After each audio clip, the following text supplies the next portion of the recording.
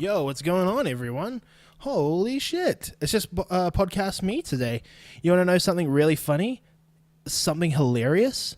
Is that I thought I was this is actually my second take at this podcast because I thought I was recording it the entire time and I went to go press the stop button and I look at my Zoom H4n and it wasn't recording. What a rookie. What a rookie. It's okay though. That's fine. These things happen. You know what I mean? So yeah, what's going on? What's going on with everyone? It's been a long time.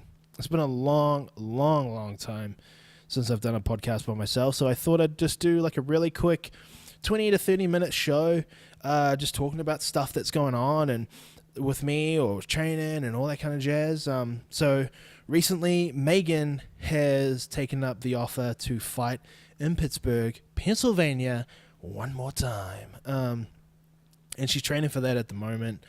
Training pretty hard. I think she's going to be training at 165 or 170, one of those weights. I can't quite remember. But she's training for that. September just around the corner. So we're just kind of getting all our eggs in the basket, seeing what's going on. And if you guys follow me on any social media page or anything like that, I was thinking about doing another fight. Thinking about doing one more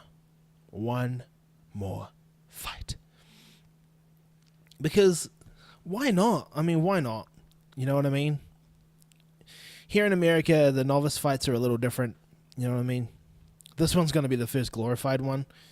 But I really want to do this one. Because it's going to be fun. It's going to be casual. Beating people up in front of a lot of people is going to be hilariously fun. And 2, it'll be a good test. I haven't fought in 7 years, and it'll be nice to do another one and see how it goes. You know? See how it all goes. And we're training. This is going to bleed into what I posted on Facebook.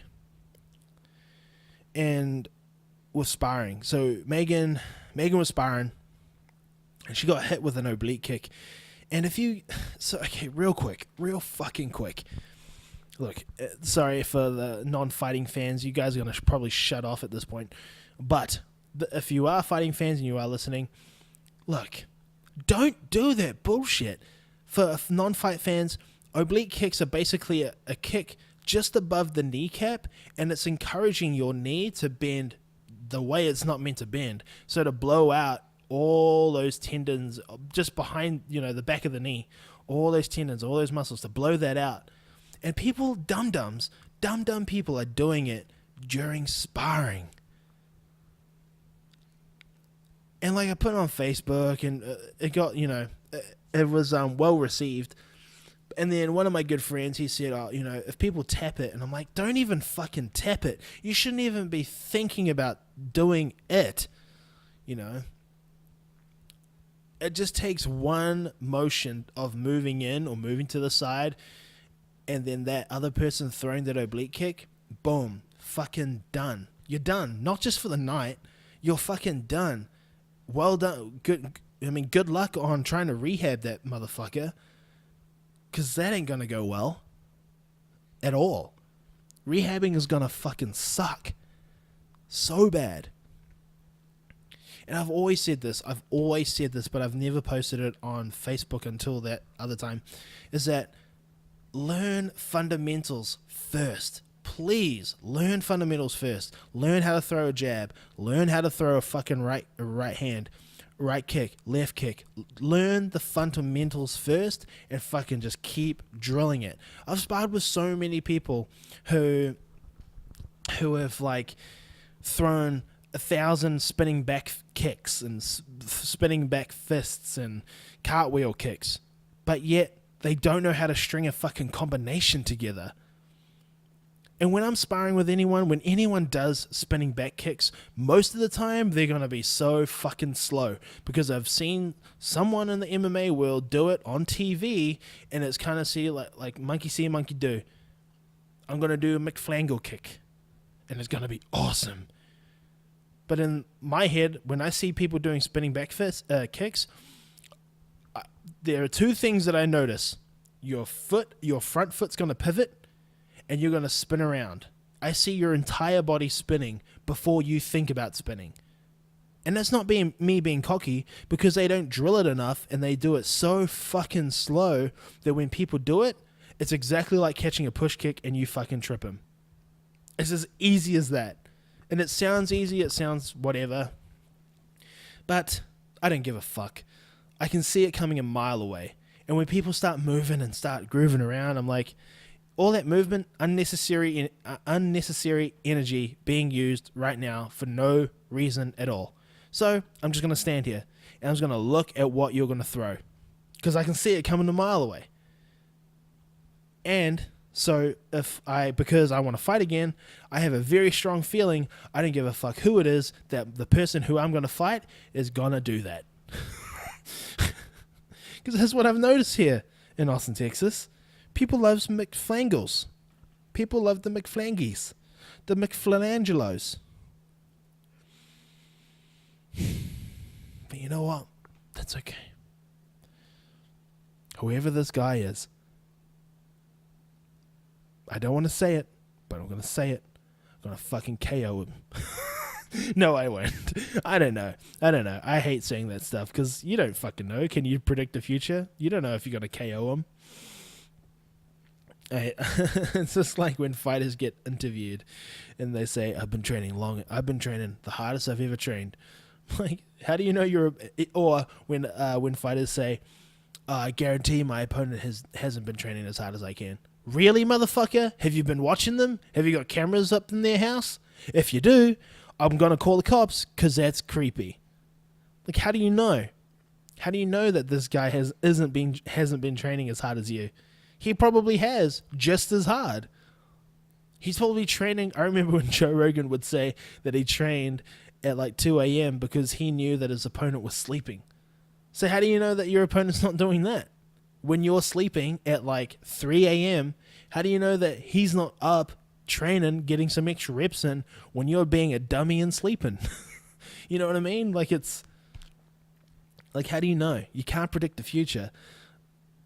But what most people are doing now is just sticking to the program, just focusing in on their skills and sharpening the tools that they already have and not worried about the toolbox that their opponent has, which is something you should always fucking do. Because once you start worrying about what anyone else is doing, that's when you start doubting yourself. And when people say, oh, nah, man, I just want to see what they're doing. Don't do it. Just worry about you and worry about your toolbox, because your toolbox is the best toolbox in the world. Because you made it. You've created it. You leveled up in the video game. You went from level 1 to level 2, 3, 4, 5. Unlocked a secret coin box. You know what I mean? Just worry about your training and worry about what you're doing. Because you worrying about other people's shit is benefiting no one. But that's whatever. What do I know? Nothing. So yeah, that's why I think I'm in a good place, because I don't give a fuck about who the opponent is. As long as I get in there and I can fight and have some fun, I'll be happy. I mean, do I care about being KO'd? Yeah, a little bit. Like, I don't know. I feel like I'm okay with it. I feel like I'm oddly okay with that. With losing. And people are going to be like, oh, you can't think that way. I'm like, yeah, but too late, I am. I'm fine with losing. It's okay. As long as I can get in there and like hang with this person who has been training their ass off and get in there and hang with the person, fuck, then I'm happy. I'm happy just training. I love training. I love Muay Thai as a sport. You know what I mean? And then you have these fucking Dumdums coming in here, you know, sparring, doing McFlanky kicks and almost blowing out people's knees, and dummy Krav Maga Dumdums kicking people on the groin and then halfway through going, oh, sorry, I'm used to Krav Maga. I'm like, look, dum-dum, make the adjustment in your small brain that you're not in Krav Maga anymore and you're in Muay Thai, kickboxing. Going to get a lot of heat from the Krav Maga community, but that's okay. Because there's always elitism. There's always elitism with any sport, you know what I mean? Or with any fight sport specifically, amongst men. I don't know if it happens amongst women, but amongst men. Because there's so much testosterone flowing around, you know? Always. They think they're number one. There's always that dickhead trainer, too, who thinks he's the top dog and is better than anyone else in the world. And I get that a lot from Krav Maga people, that they're the fucking best thing in the world. And I'm like, how do you know? How do you know it's the best thing in the world? Say, I can disarm a gun. Really? Can you? Can you, though? Can you really disarm a gun? Because I don't fucking believe you. Now, there are going to be high-end top people who can do it. The only person who I honestly trust to teach me how to disarm a gun, which, by the way, if I ever found my way into a gun situation, that's my fault. That's 100% my fault. But because you find yourself in it, the only person who I trust to teach me the tools to get me out of that sticky situation, Mr. Tony Blauer. It's the only guy who I trust to teach me to do that. Any other Krav Maga person, any other Krav Maga fucking teacher can suck my ballsack. I'd rather trust Tony Blauer, a guy who can can apply anything can apply what he's teaching to something that's applicable in what you're thinking. Not a lot of coaches can do that. And I think Tony Blauer is one of the best people to do it. And he's got some spicy feelings about Krav Maga too, and I don't want to speak on behalf of him, but, you know, from a past podcast we did, you know, I suggest listen to that. I don't know what number it is because we've done past 100, but we've done them with him, and he talks pretty hotly about it. Hotly? I don't think that's a word.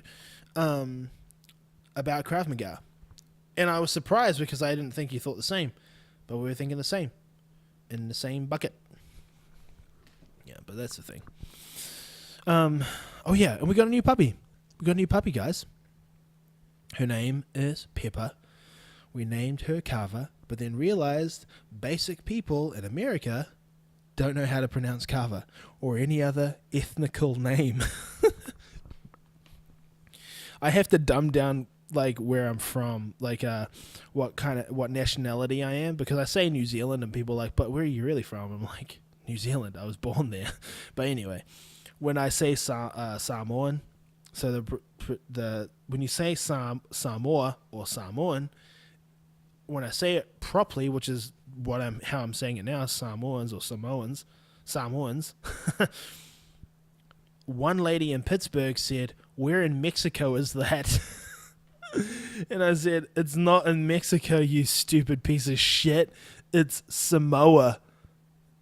Oh, Samoa. I'm like, it hurts me every time I have to dumb it down so these stupid Dumdums can understand what I'm saying, because it's so annoying because they can't comprehend other languages. When I say I'm from Samoa, where's that? Oh, I'm from Samoa. I have to really dumb it down. Just because it makes my brain hurt. Every time I dumb it down for anyone, that just makes me cringe, because I know that I wasn't taught to say it that way. I wasn't brought up to say Samoa. Maybe I should do that. I'm Samoan. What are you? Samoan? Samoan? No, Samoan. Trying to teach people how to say that too. It's pretty fucking funny. Anyway, what was I talking about in the other podcast? Oh yeah, two real quick things. So on the news. On the news. Jeez. There's this guy. Oh, well, on Instagram anyway. But the GMA, Good Morning America, posted something about it. Oh, well, did a report on it. So this guy his girlfriend. He posted a picture of his girlfriend and him on the beach, like embracing each other, giving each other a bit of a hug. And the guy goes to, say that he loves his wife so much, and she's considered a plus size girl, and she's quite curvy. And he goes, I love my curvy wife. I love everything about these curves. I wouldn't want to change it for the world. I love how she doesn't, there are so many typical stereotypes out there, and I think my wife breaks the mold on what beauty really is. And I'm like, man, that's so cool. Da da da da. And everyone was, commending him for it. They loved him for it. They were putting on, on the Instagram comments going, "You're great." Da da da da. And then the dummies from Allure magazine, or whatever the fuck they are, and the people who are from New York Times Post, I don't know, started slagging the guy, saying it's anti-feminism, feminism, and how he's mansplaining what beauty is in curvy women. And I'm sitting there watching this, going, "You dummy fucking cunts at Allure have nothing else better to do but come up with these stupid fucking names like mansplaining." And one, I fucking hate that word because you've used up valuable space in my brain that could have been used for something else, not mansplaining. I fucking hate how Allure have done that. Just created these fucking names. Mansplaining. Thanks Allure. I guess thanks Allure for making me extra dumb. Thanks Allure. Hey, yeah, you watching this on YouTube? Hey Allure, thanks for making me extra dumb and making words like mansplaining. Thanks Allure, because now the information that you've created is now in my head, where more useful information could have gone. You stupid pieces of shit. Thanks, Allure. Yeah, that was for YouTube. So I'm gonna timestamp that. I'm gonna take it out of the fucking video. I'm gonna put it on Facebook, and I'm gonna tag him on it. Ugh, mansplaining.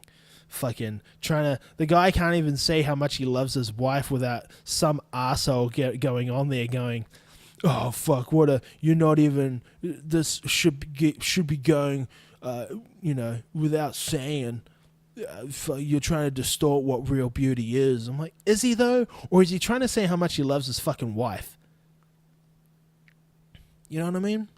I say shit like that all the time.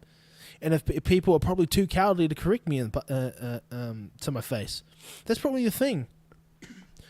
But what I do with my wife, and people are going to get so uppity that I just said my wife, but guess what, motherfuckers? Megan says my husband. Okay, so stop it. What Megan does is that if we go to a new gym, and I've said this story multiple times, when we both go into a gym, I'm always the first person that most people talk to.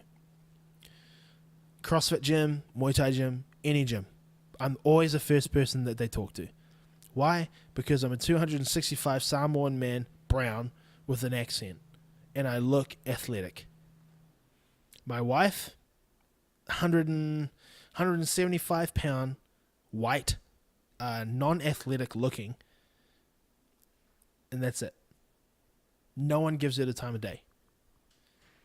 So, when we walk into a gym, who are they going to ask about athletic paralysis?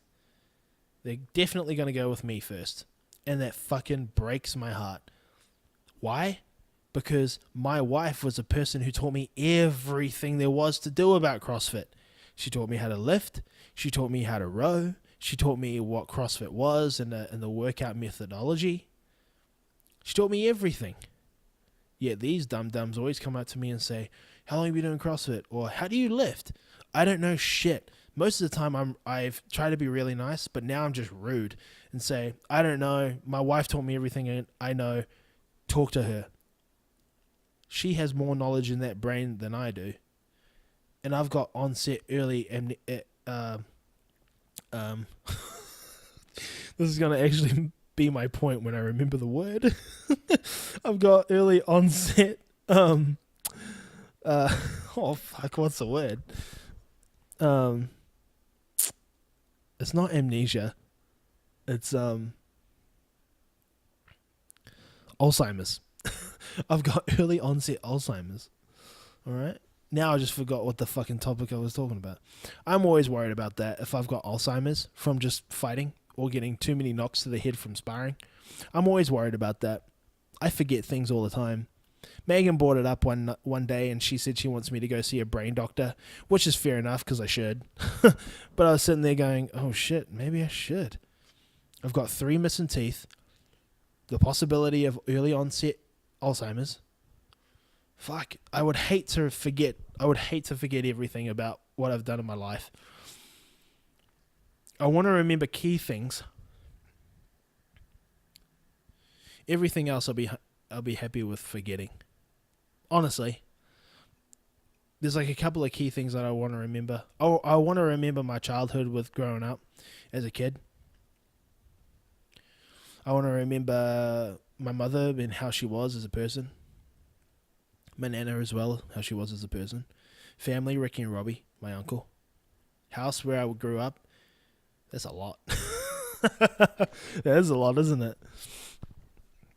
Yeah. Anyway, I'll keep playing the game. Remember where I grew up. 171 Patterson Street. Aramoho, Wanganui. 4100 is the zip code. Remember where my nan lived. 4 Fraser Place. Aramoho, Wanganui. 4500. I want to remember that. Where my cousins are, Ricky and Robbie. Their kids. Matthew, Cameron, Jack. And everything else I can... obviously, not everything else. Me being a drummer. Going to Wanganui City High School. Learning drums. Mr. Darryl Warburton being my drum tutor. My music teacher. Teaching me how to drum. Teaching me everything I know about music. And the information of music. And how it can be applicable to real life. Warburton, sorry to glaze over that. Warburton did a really good job on teaching me everything. Now he's a principal at a different school. But Mr. Warburton did an amazing job of like laying solid foundations for me. I'll never forget. He said, with music you got to be patient. It's like, why? You want to get to the good part. I said, music is like making love. You go too fast, it's all over. But if you take your time, good stuff, I can't remember now, but he said, if you go too fast, it's all over. I'm like, oh yeah. Looking then, I'm like, okay, I don't understand the reference, but now being like an adult, I'm like, oh, I get what you're saying. You said something sneaky to high school students now looking back at it. He always let me skip class and hang out downstairs in the music room, and I just play drums all the time. But he told me not to play drums during class because then, the possibility of the deputy principal or other teachers finding out that there's someone in the music room, then I'd get in trouble and Mr. Warburton would get in trouble. So usually what you would do is just go downstairs, play on the back drum kit. Like we had 2 drum kits. One was the main room, and then the other one was the room for like B bands. So we were considered A bands because we were established and we played shows around Wanganui. And the B bands were people who just were at high school and they never played shows and they're just practicing to get, songs done. That was cool, being a number 1 band in your small town in New Zealand, being a number 1 band in a small town. That was fucking great. But yeah, Mr. Warburton taught me a lot about music and about life, and he took me on my first road trip to go see my very first band, POD. New Way Home opened for them. I remember that day like so clear. Like so clear. And I played drums. It's funny, man. I played drums the other day. It's been like 9 years since I touched a drum kit. Still fucking got it. I wonder if I'll ever forget that. You know what I mean? Forget how to how to play drums. If I get Alzheimer's in my older ages, you know what I mean?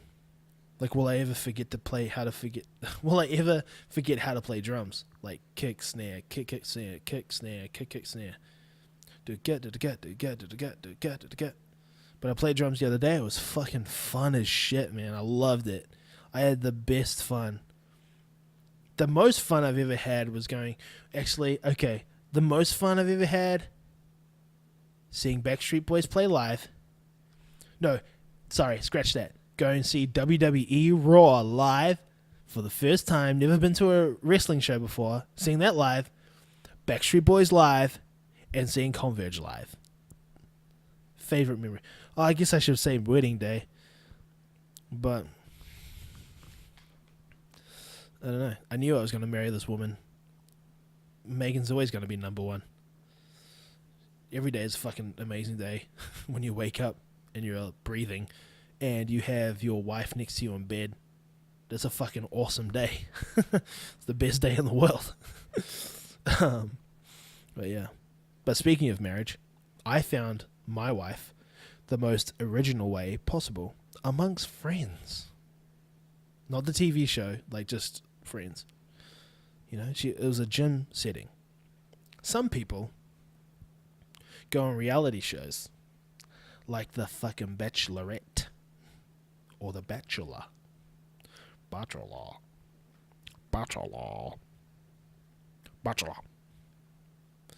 And I hate those shows so much with my entire heart. If you've seen my Instagram stories, if you watch them or whatever, you know my feelings about this. Fuck. Ugh. Makes my blood boil. I'll tell you that much. But I was watching this the other day on GMA. And, this cord just fucking snapped it out. And the guy who came second place, he was on the fucking TV show, and Michael Strahan asks him, now, it says in your high school yearbook that you've always wanted to be on The Bachelor. Why has it always been a fascination of yours? Now, when he said this, I wish his reply was, I really want to have sex with all the girls. I really wanted to have sex with all the girls. In my poor American accent. My budget American accent.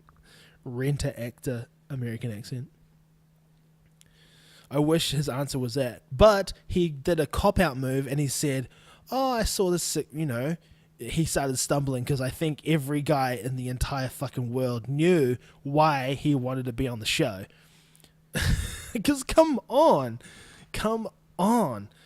But instead, he took the safe way and said, I just saw this really rich and successful man on the show, and he wanted to look for love. And I'm like, what kind of fucking straight-laced answer is that, motherfucker? Bro, you know why you wanted to go on the show. You weren't looking for love. I mean, he was probably looking for love, but he had to have been wanting to have sex with every single fucking woman on that show. Because guys are scumbags, and guys would want to do that. So it was just so funny that he said that, because I knew for a fact that Peter, fuck you, it was a cop-out answer, and you fucking know it. But the winning, air quotations, the winning couple were on the show the day before, and they were talking about just how they're in love and da-da-da-da. I just yawned. The problem with that, the only season I've watched was the very first season. And you know what? That season, they're still together. They've got a family. They've got kids. They're probably the only success story out of the Bachelor series that I really give a fuck about. Because, one, those people were really looking for love. They had to have been. Maybe. I don't know. And two, it was a good story out of it. They're still together. Got kids. Everything. Family. As time goes on, people picked up on the fact that you have sex with everyone. Kind of like Rock of Love. Brett Michaels' version of The Bachelor, where he has all these girls with him on a tour bus, and they go play shows, and they're trying to win Bret Michaels' heart. It's like, don't fucking lie to yourself. You know what you're doing on that show. Anyway, don't do that. Anyway, they had the winning couple on, and Michael Strahan said, this is a question that really, or a mention that really fucked me up, or really pissed me off, is that he said, you're the first African-American woman to be on the show, and I think that is amazing for African-American women. I looked at the TV, and I'm like, hey, Michael Strahan, fuck that question, and fuck that statement. I am so sure that there are plenty of African American women out there doing much better things that should be congratulated. And it's not being the first African American woman on the Bachelorette.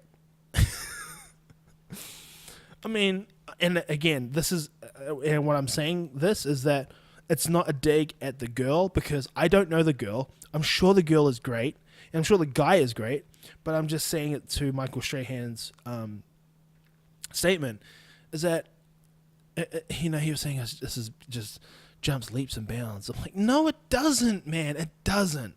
It doesn't. This is what basic white people watch when they're at home with their Ben and Jerry's, with their cat, in their blanket, watching the show. If you take that show seriously, fuck you. But then again, I watch the OC, and I take that very seriously. So seriously, in fact, when I can tell when I'm starting to get angry at certain characters, I have to fast forward it real quick, because I don't want to feel anger. Because I get really frustrated. But I just, whenever you take anything seriously of that magnitude, it's just like, why? Why? Why are you invested in these people's lives? They're not real. You don't know them. That's why I don't watch TV. I only watch what's on Hulu and on Netflix. I don't watch real TV. Because why? I don't want to. I don't need to. But yeah. But I think that'll be a nice little stopping point, I think, for the podcast. Okay? Remember, if you watch The Bachelorette, don't do that. If you watch The Bachelor, definitely don't do that.